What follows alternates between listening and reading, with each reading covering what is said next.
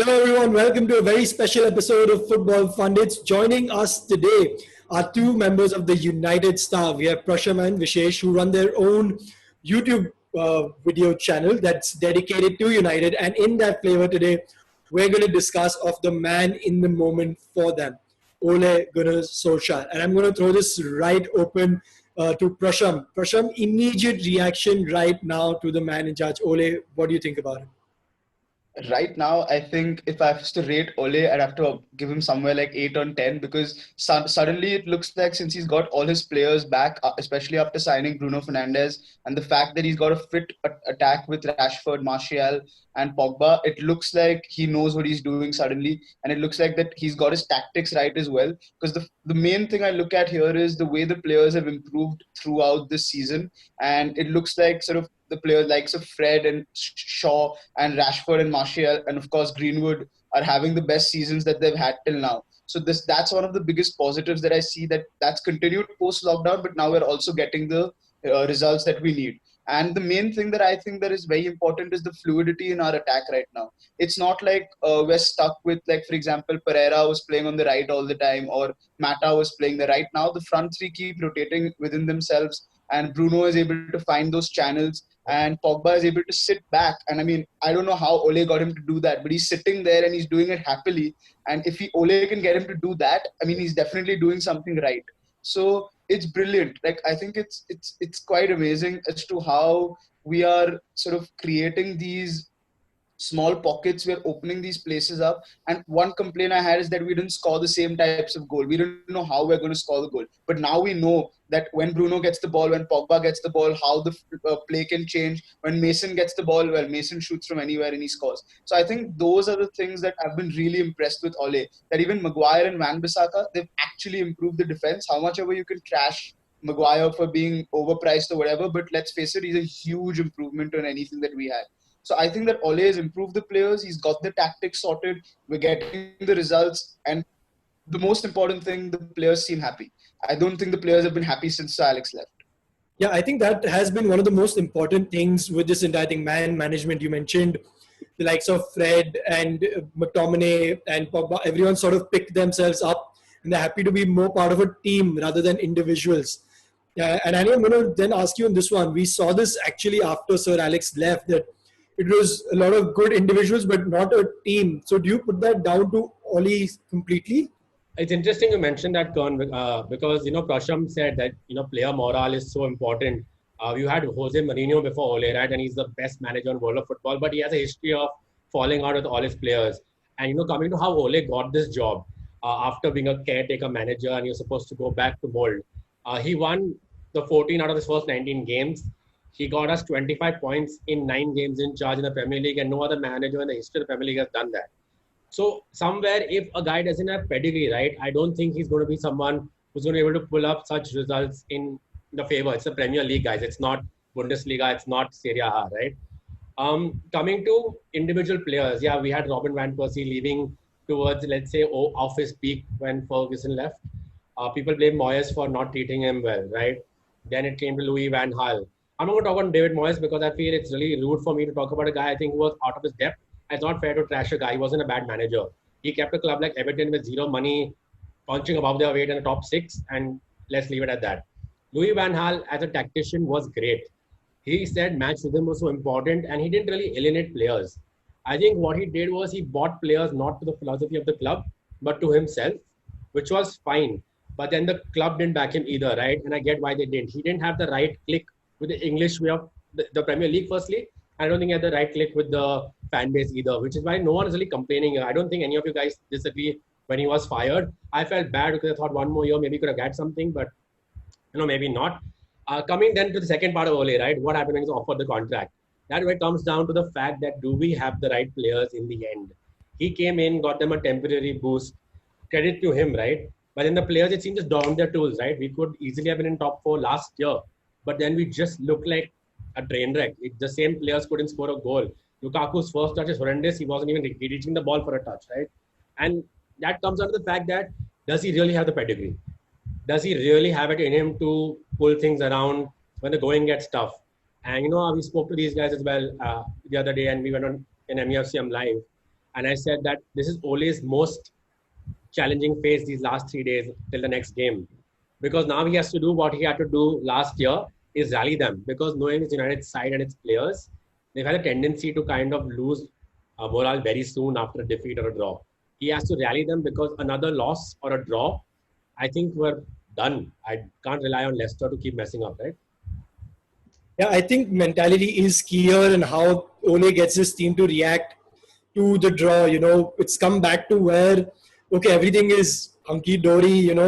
Everything looks good. We're winning. First team to win 3 Premier League games back to back with a 3-0, with a 3-goal gap, all of that stuff.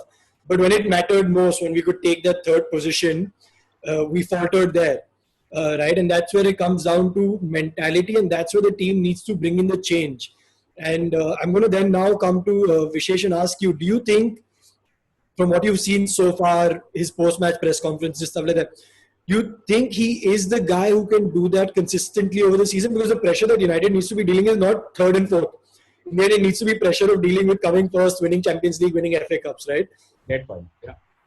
So I think one point that Annie made about, us going unbeaten when Ole first came is something that's happening similar right now, because we lost that game after PSG at Arsenal and the wheels went off and the players were just not motivated to play anymore. So the games that are coming up will show Ole's, these are his players. He can't even give the excuse that this is Jose Mourinho's squad that I have inherited. This is his own squad where he's cut down. He's been ruthless. He's removed Sanchez, Lukaku, Young, all of them. So it's his squad, and we'll see the mentality of the players going on from here. Personally, I think Ole isn't the man to make us win, 3 titles back to back or a treble, but he's definitely the person who's created a squad that's happy. Like if you look at Martial's quotes of, getting the number 9 back, or Rashford being smiling, or Martial smiling. When was the last time we saw Martial smile? So having a collective group of individuals that are happy to play for the club makes a big difference. Pogba, I think Gary Neville leaked it that Pogba signing a new contract. So I mean, there are multiple factors that we need to give credit to Ole, but I don't think he'll be the manager to bring back the Ferguson days. He'll definitely leave a squad for a big manager to do so. So on that, so how long do you think he needs to be given? And, what is he doing? And then, given that you think that he's just going to sort of rebuild the squad, how long do you think he should be given? And what are his goals for that time then? Like, what are the goals for that period? I think, personally speaking, we're 2 to 3 signings off from challenging for the title. I think we have a strong squad, and I definitely see him being in a title challenge, maybe 2022. But I think that would be his last season, and then we'll bring in a new manager. Unless, he goes on to win the Champions League and Premier League and what else. Prasham looks like he strongly disagrees, so I'm going to come to you and just leave for you to give your rebuttal. No, so I think that, first of all, let me just say that I never wanted Ole to have that permanent contract. I thought it was too early, and I was proven right also. But then, as Vishesh and Annie both have pointed out, that the players lost it after that PSG game. But I think that was just down to the fact that they weren't being run so much the way Ole was trying to get them to do that, and that's where the wheels fell off. And then we came back this season, and then we got hit with a series of injuries. Imagine losing a player like Paul Pogba. Like it doesn't work. So I think Vishesh is jumping the gun saying that Ole might not be able to win us anything or win us a Premier League or a Champions League. I completely agree that he's probably tactically out of his depth a little bit right now. I can't say that he's not out, but I would want to give him a chance, and I feel that he can learn on the job, and we have to give him that opportunity, because the way he's performed right now, I see a lot of character in the team as well, because that Bournemouth game and that Southampton game, the minute we conceded, we were right back in it. That has not been happening for years now. The moment we concede, it's sideways, backwards, and we cross 81 times and not get a goal. Like, those things have happened, we've seen it. And we were right back in it within 5-6 minutes of conceding the goal. And even the Southampton game, I personally did not think we were ever going to lose that game. That feeling never crossed my mind. So I think that confidence is there. And I don't know, I feel that Ole can I don't think we're 2 or 3 signings away as well. I think we can challenge for the league next season if we get someone like a Sancho and a central defensive mid. Maybe just if we get even Sancho, I feel we can challenge for the league just with the number of goals we'll be able to score. So I think to write off Ole now after this run of fixtures, I think I see the character and I see that vision he kept talking about that he's building towards, that culture, that thing that I could never understand, what this abstract culture he's talking about. I kind of see it materializing now. Yeah, I'm going to add for everyone who's watching in, I'm not a podcast guy at all. I've never heard a proper podcast in my life, but there's really good podcast that came out recently, Higher Performance Podcast. Just look it up. There's an interview with Ollie that's about 54 minutes, but it is absolutely fantastic. It says a lot about his mentality and the people he's learned from. And you actually, once you listen to the podcast, you got to give him credit. Even me, when he first came, like, you know what, I picture him every day struggling to keep up with the pressures of the job and all. But you listen to this and you're like, you know what, he's actually not that out of his depth. He looks like he's a man who has things under his control. And I'm going to come to you because I know you said, you seem like you weren't very convinced with that Southampton game. But I'm not going to fixate on that game. I'm going to just ask you, what do you think is going to come over the next season, since that looks like, do you think we can put in that mentality where I think the most important thing for a team is not these 4-3-0s back to back. It's that 1-0 when you can't do anything.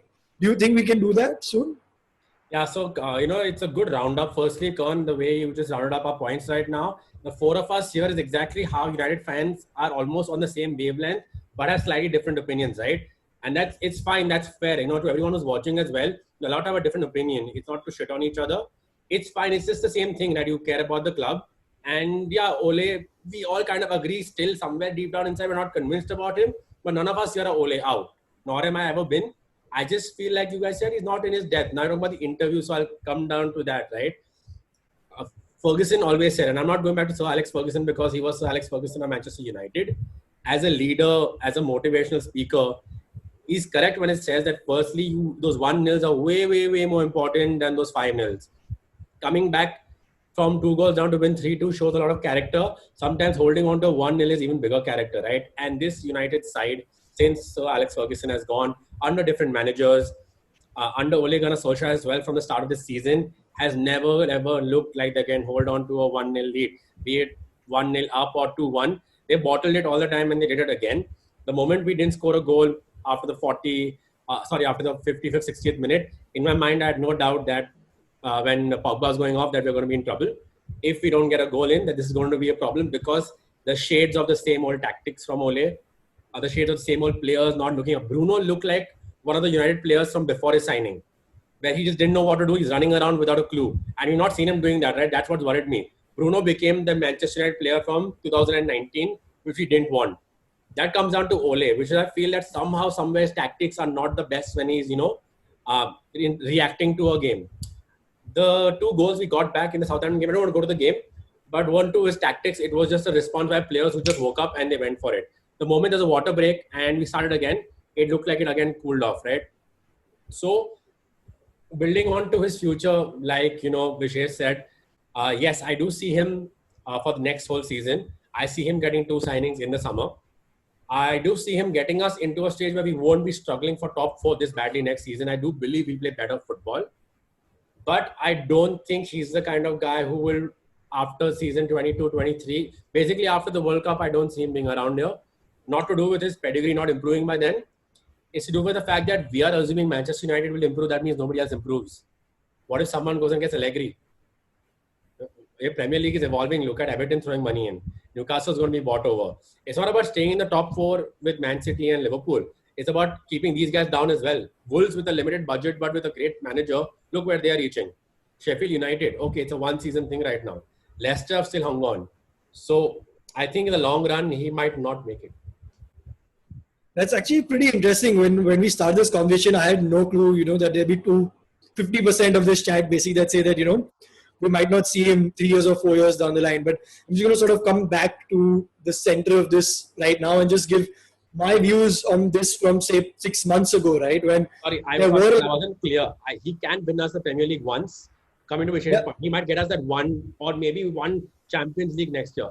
But I don't think he's the kind of guy who will build on it. It's not for him. It's about how I see the way football will evolve at that time.